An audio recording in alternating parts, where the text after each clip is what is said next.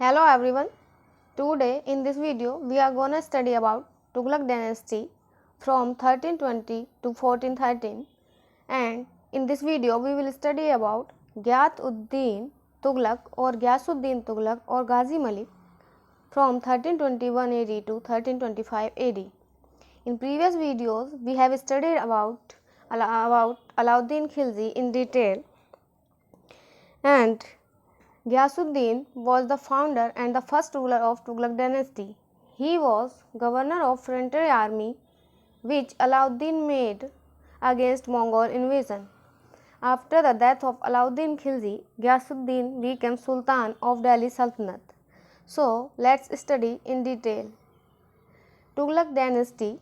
The Tughlaq dynasty, also referred to as Tughlaq or Tughlaq dynasty, was a Muslim dynasty of Turkish origin which ruled over the Delhi Sultanate in medieval India. Its reign started from 1320 in Delhi when Ghazi Malik assumed the throne under the title of Ghiyath al-Din Tughlaq. The dynasty ended in 1413 AD. आज हम Tughlaq dynasty के बारे में study करेंगे। पहले जो video थी उनमें हमने अलाउद्दीन खिलजी के बारे में पढ़ा। जो अलाउद्दीन खिलजी की जब हम फ्रंटियर पॉलिसी पढ़ रहे थे अगेंस्ट मंगोल, तब हमने पढ़ा था कि उसने जो फ्रंट में अपनी न्यू जो आर्मी थी वो बिल्ड की थी और उनको गाजी मलिक और बहुत सारे जो उसके लीडर थे, गवर्नर थे, उनके लीडरशिप में उन लोगों को मंगोल इन्वेजन के खिलाफ अपॉइंट किया था। तो गियासुद्दीन भी उनमें से एक था। गियासुद्दीन के अंडर एक आर्मी बिल्ट की थी अलाउद्दीन खिलजी ने, और गियासुद्दीन ने बहुत बार जो मंगोल्स इन्वेजन हुए थे इंडिया में ड्यूरिंग द अलाउद्दीन रेन, उनको वापस किया था, बहुत बार उनको वापस करने में मदद की थी। तो जब अलाउद्दीन खिलजी की डेथ हुई उसके बाद उसका बेटा शिहाबुद्दीन उमर, जो उसका वो था गवर्नर था मलिक काफूर, उसने उसके छोटे बेटे को शिहाबुद्दीन उमर को सिंहासन पर बैठा दिया, थ्रोन पर बैठा दिया, लेकिन वो ज़्यादा दिन तक नहीं कर सका शासन। और उसके बाद कुतुबुद्दीन मुबारक खिलजी ने जो थ्रोन था उस पर अपना अधिकार कर लिया और स्वयं को उसने खलीफा घोषित कर दिया। जो कुतुबुद्दीन मुबारक खिलजी था उसका भी शासन थोड़ा टाइम तक चला। उसने भी 1316 टू 20 यानी कि ओनली 4 years ही रूल्ड, और उसके बाद उसका भी हट गया। और सबसे लास्ट जो शासक था खिलजी डायनेस्टी में वो था नासिरुद्दीन खुसरव शाह, जिसने 1320 से 1320 तक ही शासन किया। मतलब उसका अप्रैल 1320 से सितंबर 1320 तक उसने शासन किया। तो उसका भी शासन बहुत कम रहा। और जो खुसरव शाह था वो एक हिंदू था जिसने धर्म परिवर्तन कर लिया था, मुसलमान बन गया था जो, इसलिए उसका जो शासन था जो लोग थे उनको पसंद नहीं आया, और इसलिए उसको भी जल्दी, जब वो गद्दी पे बैठा था तो जो दिल्ली के मलिक थे, अमीर थे, उन्होंने क्या किया, गाजी मलिक को इनवाइट किया थ्रोन पे कब्जा करने के लिए। ठीक है, उसके बाद गाजी मलिक दिल्ली आया और उसने खुसरो मलिक को हटाकर और खुद अपनी सत्ता पर अपना अधिकार कर लिया। ठीक है, इस तरह से जो तुगलक वंश था, तुगलक डायनेस्टी थी, वो एस्टैब्लिश हुई। और in this video we will study about this. The first ruler of Tughlaq dynasty was the Ghiyasuddin Tughlaq. After that his son Muhammad bin Tughlaq, and after that Firoz Shah Tughlaq, his nephew, and last ruler was the Nasiruddin Masood Shah. So today in this video we will study about only Tughlaq and Ghiyasuddin Tughlaq. Ghiyasuddin Tughlaq. After Alauddin Khilji's death from illness in 1316, a series of palace arrests and assassination followed, with Khusro Khan coming to power in June 1320. After killing the licentious son of Alauddin Khilji, Mubarak Khilji, initiating a massacre of all members of the Khilji family and reverting from Islam, However, he lacked the support of the Muslim nobles and aristocrats of Delhi Sultanate. Delhi's aristocracy invited Ghazi Malik, then the governor in Punjab under the Khalji, to lead a coup in Delhi and remove Khusro Khan. In 1320, Ghazi Malik launched an attack with the use of army of Khokar tribesmen and killed Khusro Khan to assume power. जैसा कि हमने अभी पढ़ा, अलाउद्दीन खिलजी की death हो गई थी बीमारी से इन 1316 में, और उसके बाद जैसा कि कहा गया कि जो पैलेस था उसमें बहुत सारे अरेस्ट्स हुए, असैसिनेशन हुए, और वो लगातार कंटिन्यू चलते रहे। उसके बाद लास्ट में जब खुसरो खान पावर में आया 1320 में, जो उसका बेटा था अलाउद्दीन खिलजी का, मुबारक खिलजी, हाँ कुतुबुद्दीन मुबारक खिलजी, उसको मार के जो खुसरो मलिक था वो शासन में, नासिरुद्दीन खुसरो शाह था जो, वो थ्रोन पे बैठ गया। तो उसके बाद जो वो था वो हिंदू धर्म से परिवर्तित मुसलमान था, रिवर्टिंग फ्रॉम इस्लाम था। जो मुस्लिम नॉवेल्स थे और जो एरिस्टोक्रेट थे उनका उसे बिल्कुल भी सपोर्ट नहीं मिला दिल्ली सल्तनत के। और जो दिल्ली एरिस्टोक्रेसी थी उन्होंने गाजी मलिक को जो उस टाइम पंजाब में गवर्नर था उसको राजा बनने के लिए दिल्ली को बुलाया। जो गाजी मलिक था वो दिल्ली आया, उसने 1320 में दिल्ली में अटैक किया और आर्मी की मदद से और खोकर ट्राइब्समैन की मदद से उसे खुसरो खान को मार दिया और जो पावर थी उस पर अपना अधिकार कर लिया। After assuming power, Ghazi Malik renamed himself as Ghiyasuddin Tughlaq, thus starting and naming the Tughlaq dynasty. Ghiyasuddin Tughlaq is also referred in scholarly work as Tughlaq Shah. He was mixed Turco-Indian origin. His mother was an Jat noble and his father was likely descended from Indian Turkish slave. और जब गाजी मलिक ने जो power थी उसको assume कर लिया, पूरा उस पर थ्रोन पे अपना कब्जा कर लिया, अधिकार कर लिया, उसके बाद उसने अपना नाम गाजी मलिक रखा। ठीक है, Ghazi Malik was his title, Ghazi Malik उसका नाम था and he got title Ghiyasuddin Tughlaq, और इसीलिए इस पूरी जो डायनेस्टी है उसको तुगलक डायनेस्टी कहा जाता है। ठीक है, Ghiyasuddin Tughlaq is also referred in scholarly work as Tughlaq Shah, और जो बहुत सारे स्कॉलर्स हैं उन्होंने अपने वर्क्स में गियासुद्दीन तुगलक को तुगलक शाह के नाम से भी बुलाया है। ठीक है, he was a mixed Turko Indian origin, और जो वो था वो टर्को इंडियन ओरिजिन से बिलोंग करता था। उसकी माँ जो थी वो एक जाट महिला थी और जो उसका फादर है कहा जाता है कि वो एक Turkish slave, Indian Turkish slave था। ठीक है, Tughlaq's court poet Padre Chas attempt to find a royal genealogy for his family, but this can be dismissed as flatly.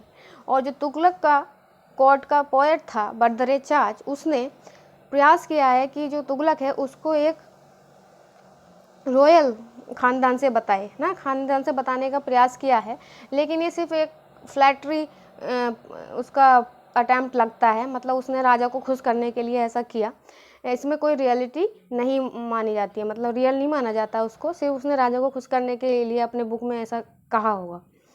And this is the question, who was the predecessor of Ghiyasuddin Tughlaq? You can answer in comment box. This is clear from the fact that another courtier Amir Khusro in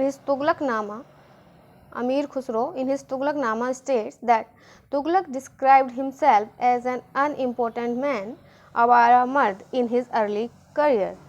और जो अमीर खुसरो हैं वो अपने book में, तुगलकनामा उनकी एक book है, वर्क है, उसमें स्टेट करते हैं कि जो तुगलक है वो अपने आप को शुरू में एक अनइम्पोर्टेंट मैन कहा करता था, आवारा मर्द कहा करता था अपने जीवन के शुरुआती दिनों में। ठीक है, अपने करियर के शुरुआती दिनों में उनको एक आवारा मर्द कहा करता था, जिससे कि पता चलता है कि मतलब वो किसी भी रॉयल फैमिली से या रॉयल डायनेस्टी से कोई बिलोंग नहीं करता था।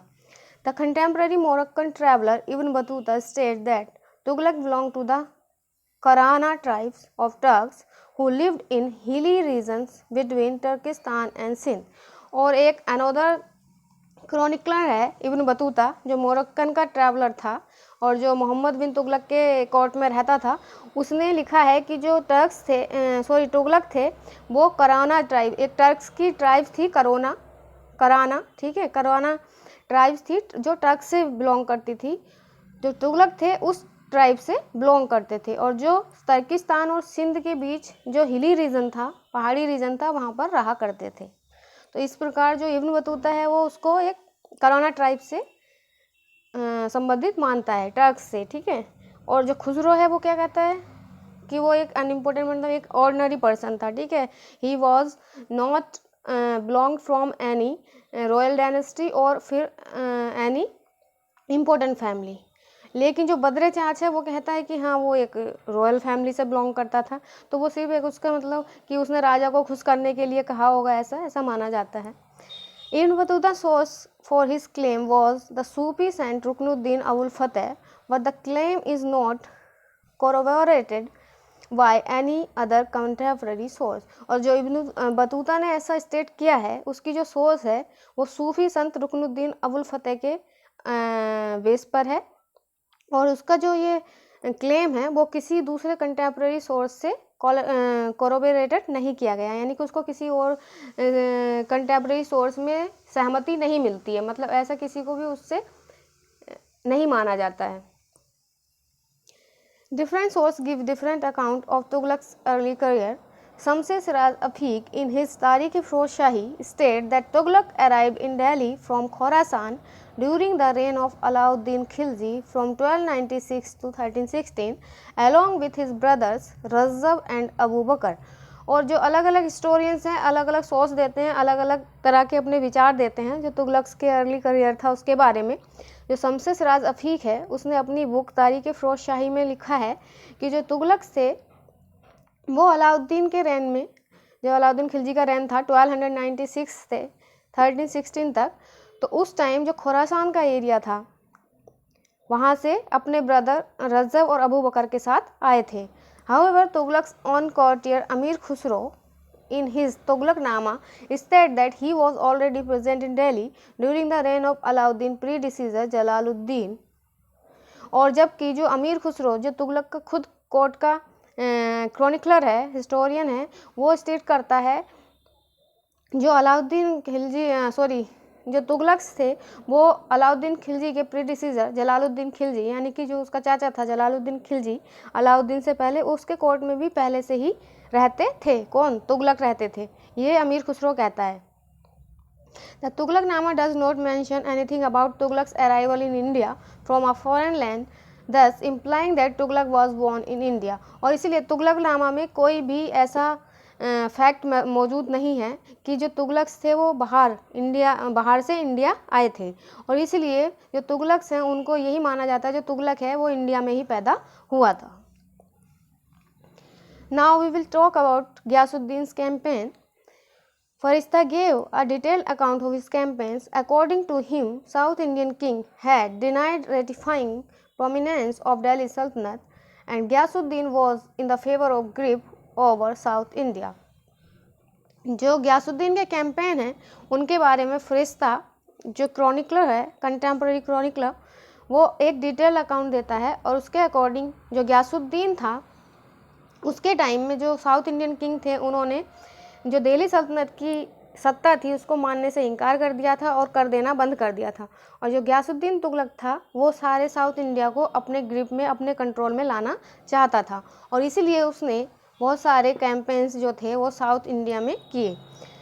His first campaign was against Telangana और Warangal campaign in 1321 AD। In 1321 AD, Tughlaq sent his son Ulugh Khan, later Muhammad bin Tughlaq, on an expedition to the Kaktiya capital Warangal। There was a king named Prataprudra Dev।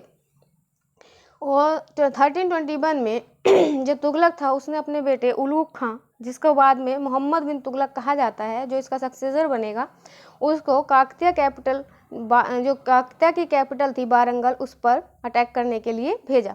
There was कब भेजा था? In 1321 AD। There was a king name Prataparudra, और वहाँ पे एक राजा था जो शासन कर रहा था उस time, contemporary king was, his name was Prataparudra Dev.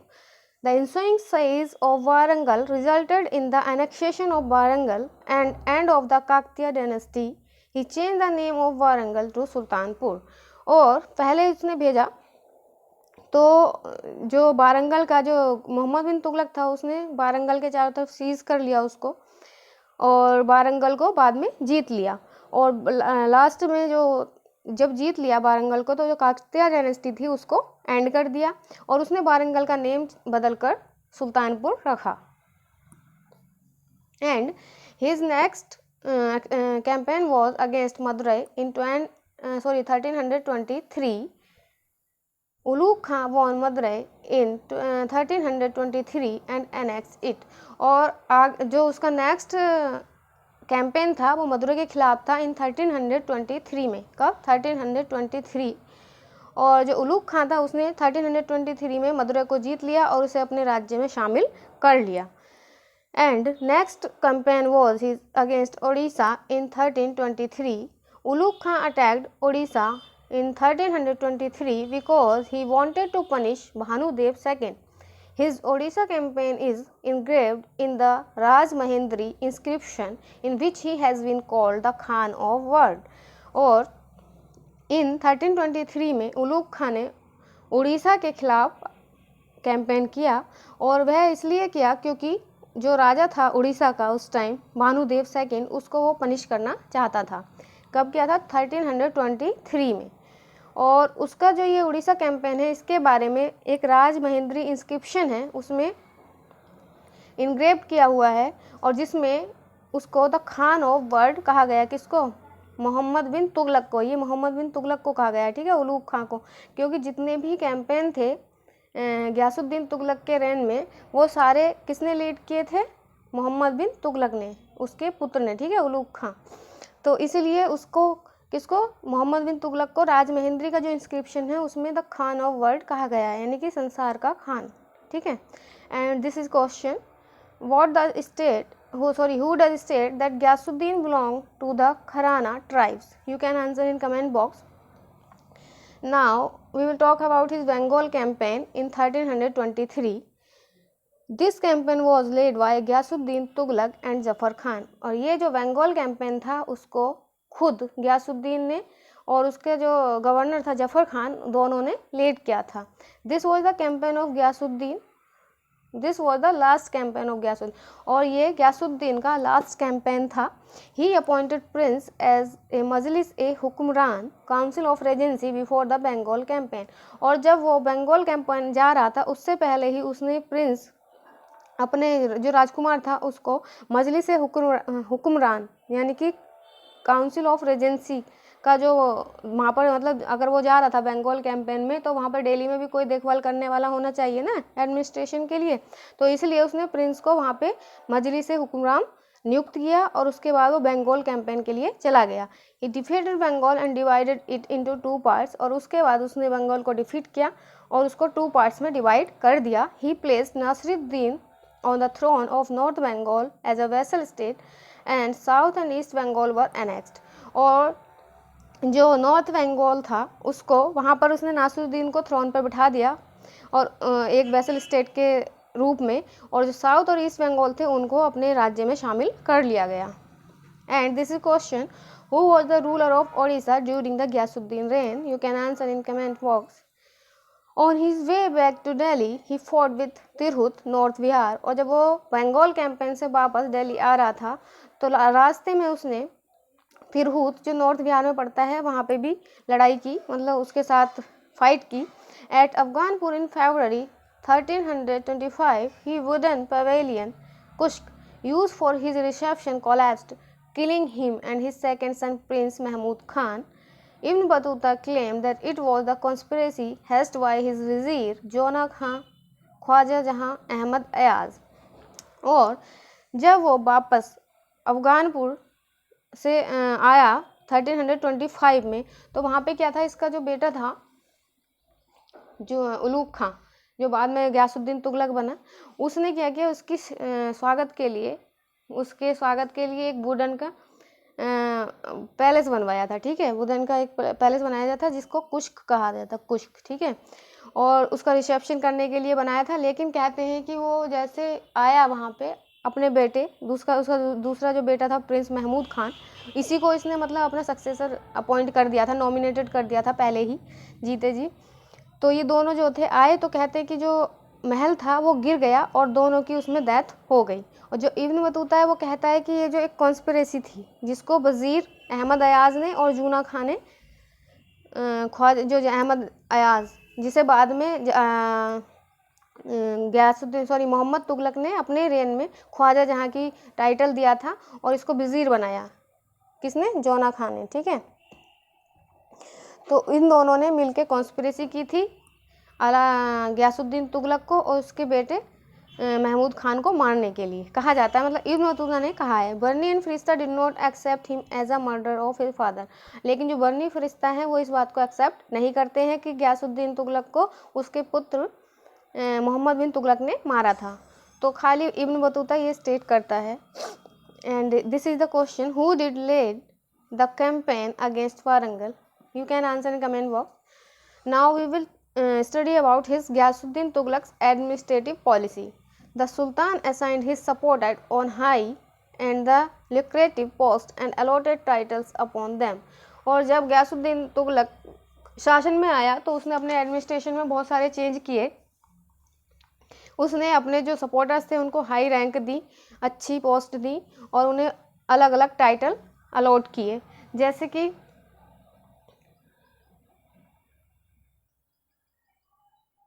during his reign, Tughlaq built a stable administration dominated by Multanis, which reflect his native power base of Dipalpur and Punjab and the means that he used to take power. और अपने rain के दौरान तुगलक ने जो अपना administration था उसमें मुल्तानीस को बहुत ज़्यादा अपॉइंट किया। उनका डोमिनेशन, उसके जो एडमिनिस्ट्रेशन था उसमें मुल्तानीस का डोमिनेशन बना हुआ था। which reflect his native power based the Dipalpur and Punjab and the means that he used to take power। और जिसका कारण था जो मुल्तानीस थे उन्होंने उसको पावर में आने में बहुत ज़्यादा मदद की थी। ठीक है, इसलिए उसने उनको बहुत ज़्यादा अच्छी अच्छी पोस्ट दी और उनका डोमिनेशन अपने पावर में बढ़ा दिया। He prevented Alauddin severe punishment system, और उसने जो अलाउद्दीन का सीवियर पनिशमेंट यानी कि बहुत कठोर पनिशमेंट देने वाला सिस्टम था उसको हटाया।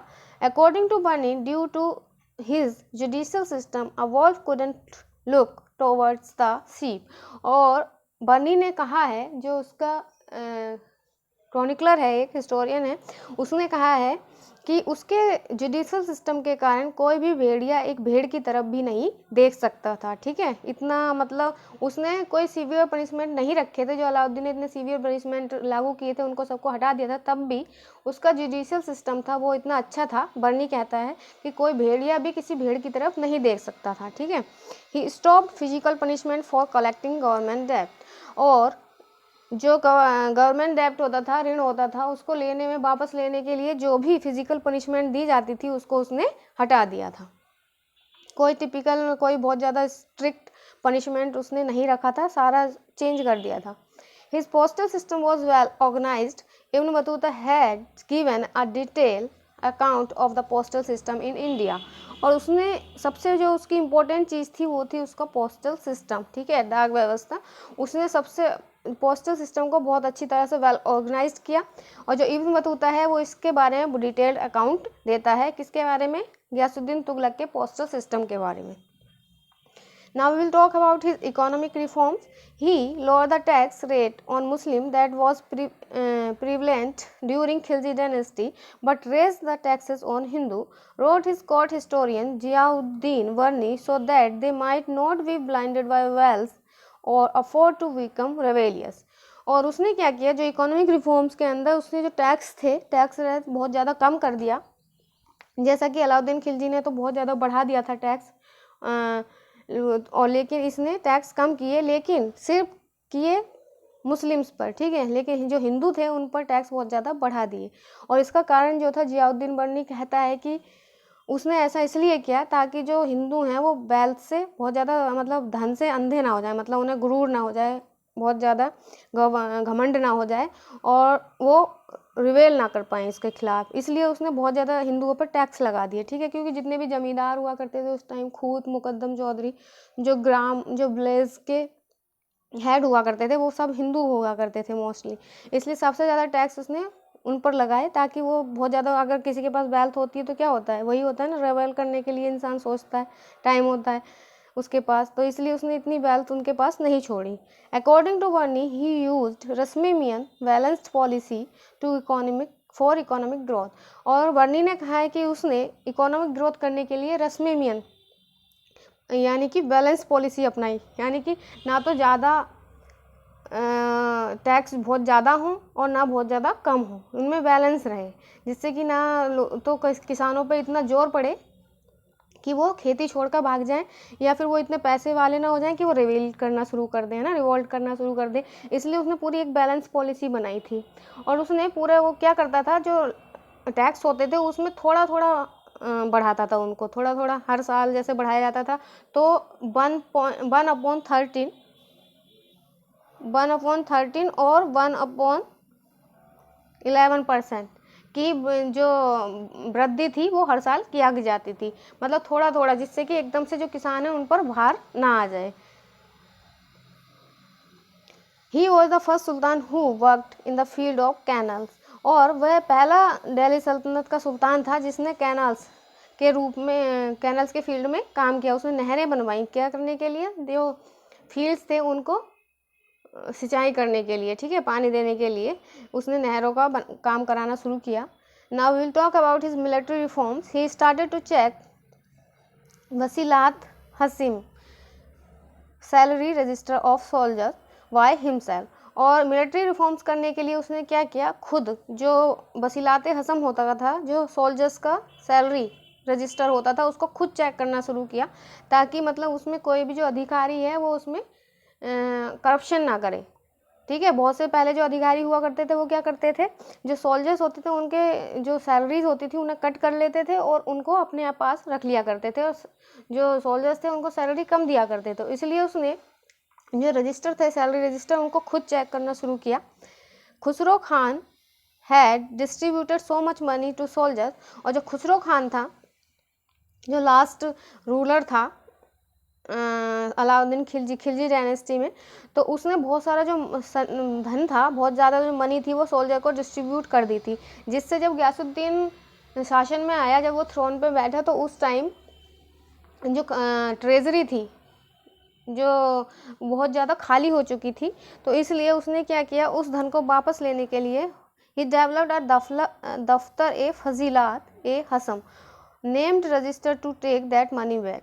और इसलिए उसने एक रजिस्टर बनाया, दफ्तर फजीलात हसम, जिससे कि जो मनी है वो जो सैनिक हैं उनसे जो पैसा है वो वापस लिया जाए। लेकिन उसने एकदम पैसा वापस नहीं लिया, वो धीरे धीरे एक किस्त के रूप में बना दिया गया, और हर बार उनकी जो सैलरी होती थी उससे उतना काट लिया जाता था हर महीने, ठीक है।